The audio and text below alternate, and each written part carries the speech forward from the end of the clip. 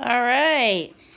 Good morning, my Wilson creative cats. Let me tell you something. I'm so happy to be back, and I hope you had a good break, even though you probably were stuck home just like I was. I hope that gave you time to relax and catch up on things. Um, so happy to have you back for class. So, this is the finished toucan, and you're probably thinking, this thing is so fancy, I could never make anything like that at my house. Not true. And not only that, I'm going to show you how. Now, this looks like a watercolor. It does, doesn't it? It's very cool. If all you have is crayons, that's okay. By all means, color it in using crayons. I'm going to say it again because some of you will probably go, oh, I can't do it because I don't have. Use crayons if that's what you have. If you have crayons, if you have pencils, colored pencils, all fantastic. As long as you do the best you can with the work, because I've said before, I understand we had to hurry up and we had to send you guys home and we didn't have any time to send materials, and quite honestly, I don't think I have enough to send a pack home with each student. And then of course all the stores were closed, so I mean, I don't know how you're going to get art supplies, but if you happen to have some, we're going to make this using crayons. Now these look fancy, but they're old. They're just crayons. If you use Crayolas, fine. Rose art, I don't care. Crayons. Staple. I bet most of you have some. You don't even have to have all the colors. I don't care. And markers. Crayola markers work the best, I feel, for this technique. However, any marker will work. So, last week we drew our toucans. Now we're going to do something called a resist. We've done it a million times. And a resist is where we use something that the water can't go through. The water can't go through crayons. Crayons are made of wax. So, anything that I don't want colored, I'm going to take some crayon and I'm going to color it in. Like I said, these are older crayons, but they work well, and they're broken. I don't really care. Don't care. Gonna use them anyway. So even if you have broken crayons, I mean, I would have sent you home with some crayons, but that's not the way it went. So let's see what other colors I have. Maybe I want to do something on, maybe I'll add some red over here. You can go over some lines. This is your artwork. Remember that. That's important. Maybe I want to put something on here. Maybe I want to add some, what's a good, oh, you know what, orange. It's a crazy color, but I love it. And you do the best job you can. I'm trying to hurry up. I only got so much time. Oh, you know what would be good? If I even have white. And if you're lucky enough to have a white crayon, let me tell you, you can put the white down and do a bit of a secret drawing. And you can make kind of like a, anywhere that you don't want the, you'll see. Put some over there, put some there. I don't know, whatever's. Boom. So now I'm going to come back and I'm going to take my markers. Our toucan is mostly black. So if I take the marker,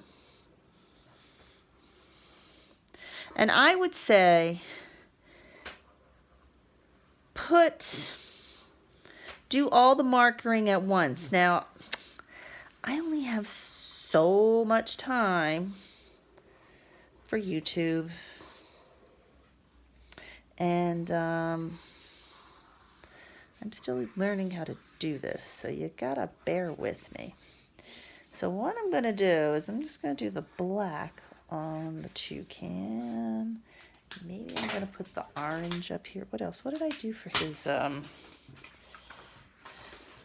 yeah. Okay, all right, okay. So up here, we have some orange. Look how beautiful that is. Keep in mind, I'm trying to look through a phone as I color this in and make a recording. That sounds really cool. I don't know. I don't think so. I think it would be much cooler if I could show you with my ladybug. I'm used to working with the ladybug. But this, not so much. It's a little difficult. Put some purple up here. I like purple. It's my favorite color. What I do for the... I'm going to reference my other one. Oh yeah. So down here I had some yellow. So I'm going to take some yellow and put that in. Now, you want to put a lot of ink down, but you don't necessarily want to color the whole thing in. Okay, so look, I got some colors down. It's not the neatest. Doesn't matter. Now I'm going to take something hopefully everybody has in their house, water. And you can use, if you are lucky enough to, and you have a brush, you could use a sponge. A sponge would work. I saw somebody using a sponge with some different clothespins.